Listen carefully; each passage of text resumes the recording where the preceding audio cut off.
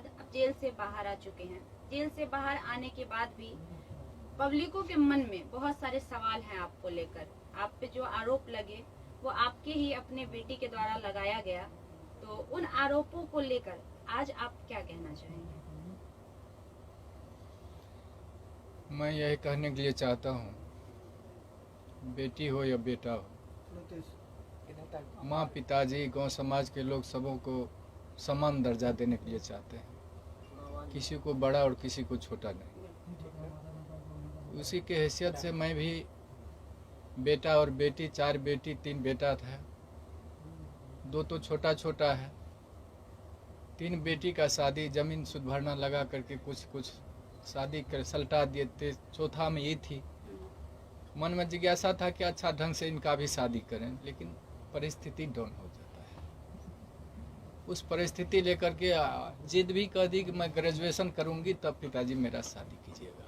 भरोसा दिलाई, सहानुभूति हुआ, अच्छा शिक्षा की ओर झुकाव है तो थोड़ा और सहानुभूति दे करके क्रेडिट लोन ले, विद्यार्थी क्रेडिट लोन ले करके इनको ग्रेजुएशन करवा देते हैं। शिक्षा का विनाश नहीं होता है।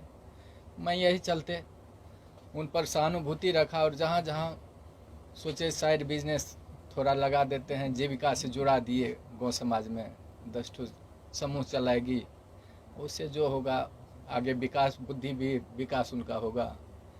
सेप्स ऑफ कंपनी से भी जोड़ा दिए थे। वहाँ जहाँ जहाँ अररिया मीटिंग होता था, पूर्णिया मीटिंग होता था, गाड़ी ड्राइव कर करके इस अवस्था में उस बेटी को हमने पहुँचाया था। और बड़ी आत्मबल था कि यह बेटी मेरा कोई रोशन करेगा। लेकिन दुर्भाग्य था मेरा ही दुर्भाग्य है, वह बेटी आज मेरा कहीं का नहीं रखा। साल भर जेल में सड़वाया, कानून का शरण लिए, लोअर कोर्ट रिजेक्ट किया जज साहब, वकील साहब, हाई कोर्ट में बेल फाइल किया गया, लेकिन सत परेशान होता है, पराजित नहीं होता है। हाई कोर्ट में बेल फाइल हुआ, वकील साहब शिवानंद बाबू, वकील साहब अजय ठाकुर हाई कोर्ट से रिजेक्ट भी करवा करके किसी तरह से बेल का अनुसंधान जारी किए कि ऐसा जो भी परमात्मा का मौज हुआ, इन लोगों की सहानुभूति मिली। आज साल भर भी जेल से में भी शिवनंदन बाबू की सहानुभूति वर्णन नहीं हो पाता है। वहाँ जेल गेट पर भी पहुँच करके इन्होंने पिता का रोल अदा किया कि अब बंदी मेरा है, अधीक्षक साहब यह बंदी मेरा है, इसको कोई तरह का तकलीफ नहीं होना चाहिए। अहम भूमिका को शिवनंदन बाबू पहुँचाइए और साल भर के बाद बेल लिए। आज उन्हीं का कृपा है कि घर में मुझको नहीं रहा गया। जब बेटी कहा कि यह इसको मैं देखना चाहता हूं कि आजीवन जेल में यह रहे, मेरा दिमाग नाच गया कि क्या हो रहा है। फिर भी एक शिक्षाप्रद कहानियां थी। एक बिच्छू जब पानी में डूब रहा था तो साधु महात्मा पार हो रहे थे, वह बिच्छू को बचाने के लिए अपने हाथ पर लिया। बिच्छू 2 बार डंक मारा, डंक को सह कर करके महात्मा ने वह बिच्छू को पार लगा दिया। तो वही मैं चाहता हूं कि वह बिच्छू की तरह वह बेटी नहीं बने। बेटा तो पिता का गोद का भरने वाला होता है। जहां कहीं भी वह बेटी रहे, अपना जीवन जीविका चलावे। और मैं क्या बोल सकता हूँ वह पिता के दर्जा में। ऐसा नहीं है कि समाज के सारे लोग सिर्फ आपको ही आरोपी के नजर से देख रहे हैं। कहीं ना कहीं दूसरे वर्ग के लोग ऐसे भी हैं जो आपकी बेटी को भी आरोपी के तौर पे देख रहे हैं, क्योंकि गलती की शुरुआत कहीं ना कहीं आपकी बेटी से होती है, अगर शुरू से देखा जाए पूरा मामला का तो। लेकिन जैसे ही आपके आते ही एक बार आरती ने फिर से सवाल शुरू कर दिए, तो आरती के लिए आज आप क्या कहेंगे? वो आरती की मर्जी है, जो करावे। अब आपके अच्छा 1.5 साल तक, साल भर तक आप लोग जेल में रहे, आपका एक छोटा बेटा भी है, आपकी बूढ़ी माँ भी है, किस प्रकार से आपका घर चल पाया? परमात्मा जाने, हमने जाने। अच्छा, इन सारे भूमिकाओं में जितने दिन से आप लोग जेल में थे पूरे परिवार, तो वकील शिवनंदन भारती लगातार, जैसा अभी आप बोले कि गार्जियन की तरह आपका देखभाल किए या फिर हमेशा मतलब इस केस को विशेष फोकस किए, क्या कुछ कहना है उनके बारे में? यह वर्णन नहीं हो पाता।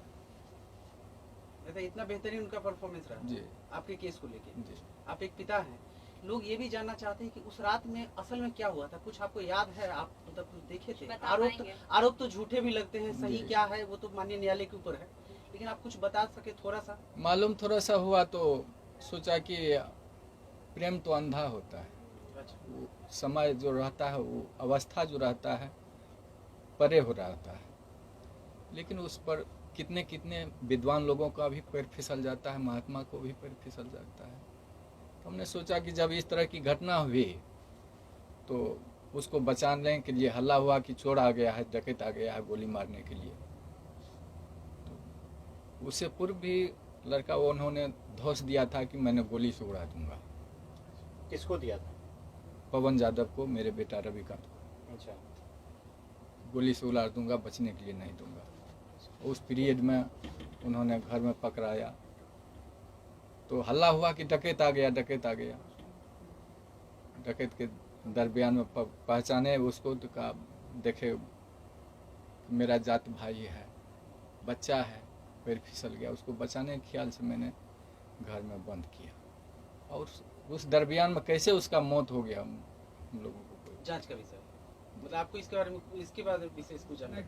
अच्छा, जब से आप लोग बेल पे बाहर आए हैं तब से आरती सोशल मीडिया पे ये बयान दे रही है कि उनके परिवार में आप लोग से आरती को खतरा है, घर दिखाने की बात हो रही है, इसको आप कैसे देखते हैं और अपनी बेटी को कुछ कहना चाहिएगा हमारे माध्यम से?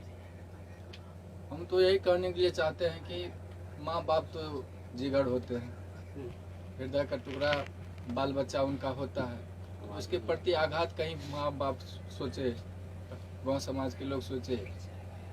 इसलिए अगर आरती चाहती है, साल भर तो जेल में सजा ही दी, अब जमीन जायदाद तो बेच करके थोड़ा बहुत बेल करवाए, अब चाहती है कि गांव समाज को छोड़ करके कहीं चले जाए, तो मैं जाने के लिए तैयार हूँ। बेटी जहाँ कहीं भी रहे वो खुश होकर करे। जो घटना आपके साथ घटित हुई है उससे समाज में जितने भी पिता हैं सब सहमे हुए हैं। बहुत सारे पिता अपनी बेटी को लेकर उनके मन में ये सवाल पैदा हो रहा है कि क्या हमारे साथ भी हमारी बेटियां भी ऐसा कर सकती हैं। तो उन पिता के लिए आपकी क्या मैसेज होगी, क्या संदेश होगी? सब बेटी बेटा ऐसा नहीं होता है।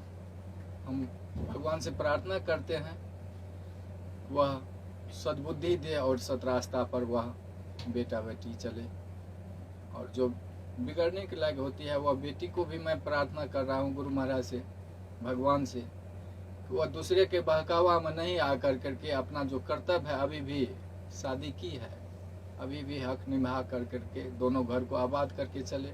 इसी में मैं भगवान से प्रार्थना करता हूँ। सर मीडिया वाला से प्रार्थना है, विशेष तो मैं नहीं कह पाऊँगा कुछ, लेकिन लाचार न करें, घर पर तबाही न करें और अपने आप पर काबू पा जाए।